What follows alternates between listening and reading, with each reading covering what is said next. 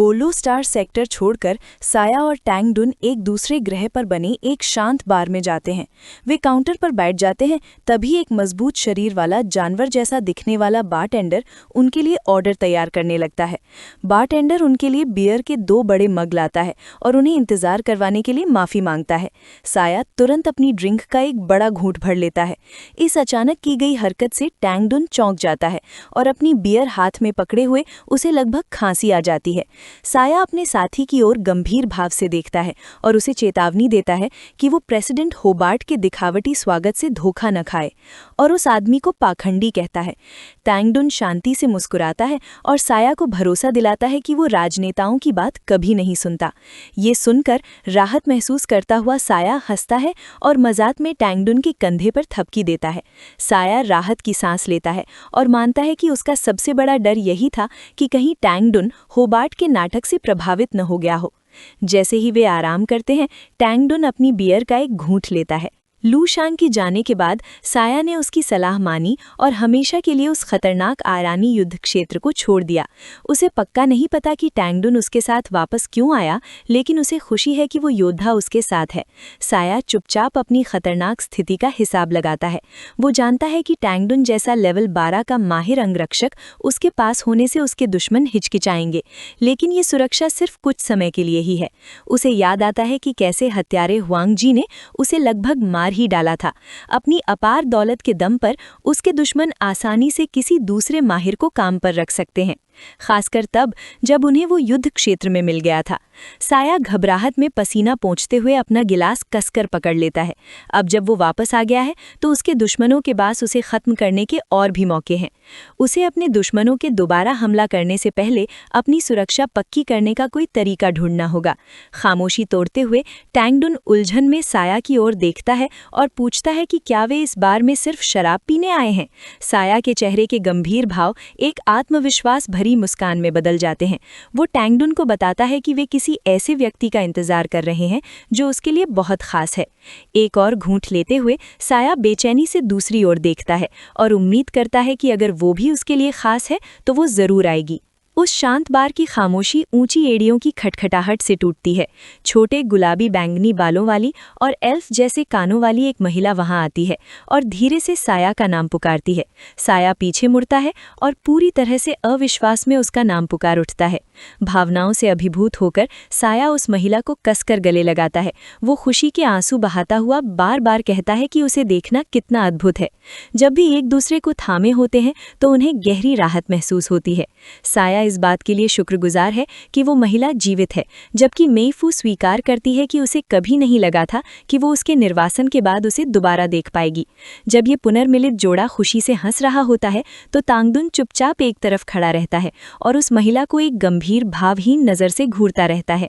अपनी गलती का एहसास होने पर तांगडुन का मेईफू से परिचय करवाता है और गर्व से बताता है कि ये योद्धा युद्ध क्षेत्र से उसका सबसे अच्छा दोस्त है, जिसने उसकी जान बचाई थी।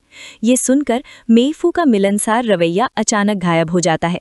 वो तांगडुन को एक ठंडी हिसाब किताब करने वाली नज़र से देखती है और एक सपाट सवालिया लहजे में जवाब देती है। उसकी शत्रुता को भांपते हुए तांगडुन आगे बढ़ता है और असहज रूप से उसके बहुत करीब झुक जाता है, जिससे मेईफू चौंक जाती है। वो विशालकाय योद्धा अपनी ठुड्डी खुजाता है और इस खबर पर उसकी प्रतिक्रिया को चुपचाप नोट करता है। अपनी आंखें सिकोड़ते हुए तांगडुन सीधे सीधे मेईफू पर आरोप लगाता है कि वो इस बात से नाखुश है कि उसने युद्ध क्षेत्र में साया को जीवित रखा। साया अचानक हुए इस टकराव से हक्का बक्का रहकर चीख पड़ता है, जबकि घबराई हुई मेईफू उस डरावने योद्धा की ओर ऊपर देखती रहती है। पसीने से तर और बेचैन मेईफू हकलाते हुए कमजोर सा इनकार करती है और तांगडुन की तीखी नज़र के सामने अपनी भावनाओं को छिपाने के लिए संघर्ष करती है। साया तेजी से उन दोनों के बीच में आ जाता है और तांगडुन को धक्का देते हुए अपने दोस्त से कहता है कि वो ऐसे बेतुके आरोप न लगाए। मेईफू को अपनी सुरक्षात्मक बाहों में भरते हुए साया घोषणा करता है कि वो उसकी प्रेमिका है और पूरे तारामंडल क्षेत्र में एकमात्र ऐसी व्यक्ति है जिस पर वो सचमुच भरोसा कर सकता है। तनाव तब कम होता है जब तांगडुन एक अजीब सी मुस्कान के साथ अपने सिर के पिछले हिस्से को खुजाता है और दावा करता है कि उसका आरोप बस एक गलत समय पर किया गया मजाक था। राहत महसूस करते हुए साया मेईफू से अपने दोस्त के इस रूखे मजाक के लिए उसे माफ करने को कहता है। प्यार से मुस्कुराते हुए मेईफू उसे आश्वस्त करती है कि उसे इससे कोई फर्क नहीं पड़ा है। साया के चेहरे के भाव कठोर हो जाते हैं जब वो पूछता है कि क्या वेल्स को उसके लौटने के बारे में पता है। मेईफू बताती है कि चूंकि राष्ट्रपति होबार्ट के साथ उसके आगमन की खबर सार्वजनिक हो चुकी है, इसलिए उसके दुश्मनों को लगभग इसके बारे में पता चल गया होगा। मेईफू साया को बार में ही छिपे रहने को निर्देश देती है। उसका इरादा खुफिया जानकारी इकट्ठा करने के लिए लरिसा के परिवार में घुसने का है और वो वादा करती है कि अगर उसे कोई खतरा नजर आया तो वो वापस लौट आएगी। घबराकर साया विरोध करता है कि उसके परिवार के इलाके में अकेले चुपके से घुसना उसके लिए बहुत ज्यादा खतरनाक है। मेईफू साया को चुप कराने के लिए अपनी उंगली उसके होठों पर रखती है। प्यार भरी मुस्कान के साथ वो जोर देती है कि उसके लिए खुद को खतरे में डालना कोई बोझ नहीं है और उसे तुरंत निकलना होगा। साया चुपचाप उसे देखता रहता है। उसके चेहरे पर उसे खतरे में जाने देने को लेकर चिंता और हिचकिचाहट साफ झलकती है। मेईफू अचानक मुड़ती है और तेजी से बाहर निकलने के रास्ते की ओर दौड़ती है। उसे जाने न दे पाने के कारण वो उसे रोकने के लिए जोर से आवाज देता है और तय करता है कि वो भी उसके साथ जाएगा। साया बार के दरवाजे तोड़कर बाहर निकलता है। मेईफू का पीछा करता हुआ और उसका नाम पुकारता हुआ वो डॉकिंग एरिया में ठीक उसी समय पहुंचता है जब मेईफू खुद को एक शानदार हवा में तैरते ट्रांसपोर्ट जहाज के अंदर बंद कर लेती है।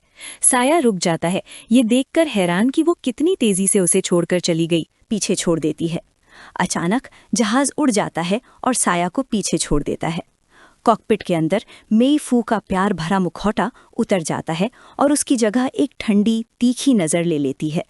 वो साया के कोऑर्डिनेट्स एक गश्ती बेड़े को भेजती है और उन्हें आदेश देती है कि साया की मौत पक्की करने के लिए एक भारी गामा तोप से हमला करें।